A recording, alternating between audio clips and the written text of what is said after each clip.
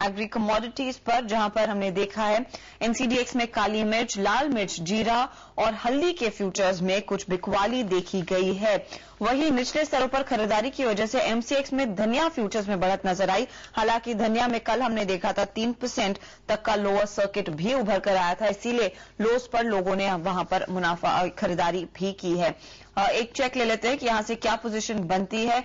Ashok and company के अशोक दत्तानी हमारे साथ फोन लाइन पर मौजूद हैं। अशोक जी, स्वागत है आपका। काली मिर्च से इस शुरुआत करना चाहूंगी, वहां पर स्थिति कैसी देखने को मिलेगी, क्योंकि इंटरनेशनल मार्केट्स में भी वियतनाम की काली मिर्च शायद उसको प्रेफरेंस मिलती हुई दिखाई दे रही है।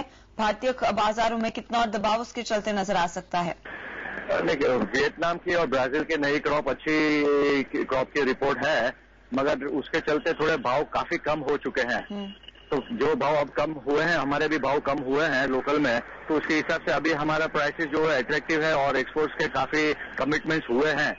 तो मेरे हिसाब से अभी जो फिलहाल जो भाव चल रहे हैं, ये भाव आसपास में मार्केट स्टेडी हो जाना चाहिए। वैसे भी स्पॉट मार्केट से देखे तो एनसीडीएक्स के ऊपर कम से कम 8-9 रुपया डिस्पैरिटी में भाव ज्यादा नीचू हो गया है एक्सचेंज में। तो एक्सचेंज से लोग माल लेंगे डिलीवरी, और एक्सपोर्ट में वो कमिटमेंट में मेरे ख्याल से डिलीवरी करेंगे, तो इससे ज्यादा डाउन साइड दिख नहीं रही है मेरे को। यानी कि क्या रेंज फिर आप देखेंगे यहाँ पर आती हुई, और इन लेवल्स पर आप कहेंगे लोस पर कुछ पोजीशन बनाई जा सकती है?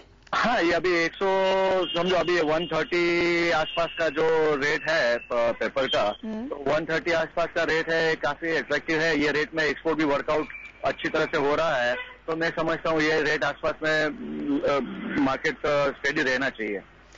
लाल मिर्च में उसी लिहाज से क्या रणनीति आप अपनाना चाहेंगे, क्योंकि यहाँ पर भी हम देखेंगे थोड़ी बहुत प्राइसेस स्ट्रांग देखने को मिली थी शुरुआती कारोबार में, लेकिन वो टिक नहीं पाए हाई लेवल्स पर आज। लाल मिर्ची जो है वो तो पूरे स्पाइस कॉम्प्लेक्स की सिंपैथी में ही कम हो रहे हैं भाव, बाकी उसको कुछ कम होने की बिल्कुल कोई फंडामेंटल या कोई लॉजिक, इवन टेक्निकल ग्राउंड के ऊपर भी कोई लॉजिक नहीं दिख रहा है। But just in sympathy with other spices पूरा कॉम्प्लेक्स के कम हुआ है, तो ये कम हुआ है। लाल मिर्ची के फंडामेंटल्स तो बहुत ही मजबूत दिख रहे हैं, और मेरे हिसाब से काफी उसके में तो चांस ऊपर जाने के तो बहुत ही संभावना है। यहाँ पर किस तरह का अपसाइड फिर आप अनुमान करेंगे आएगा अशोक जी?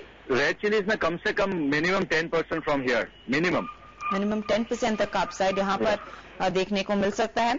धनिया के कारोबार में यहाँ पर किस तरह का माहौल उभर कर आएगा यहाँ से आगे, क्योंकि कल हमने देखा था एक लोअर सर्किट, आज एक थोड़ा बहुत अपसर्ज है, क्या कुछ पोजीशन बनती है यहाँ? धनिया में अभी क्या एंड ऑफ द सीजन हो गया है और नया फसल जो है वो ठीक ही प्लांटेशन हुआ है, तो ये क्या है, सिर्फ एमसीएक्स के ऊपर ही उसके वॉल्यूम्स हो रहे हैं और कहीं वॉल्यूम्स नहीं हो रहे हैं, और those volumes are also it seems to be operator driven. तो उसके अंदर में कोई मतलब रीजनिंग या लॉजिक काम में नहीं आती है।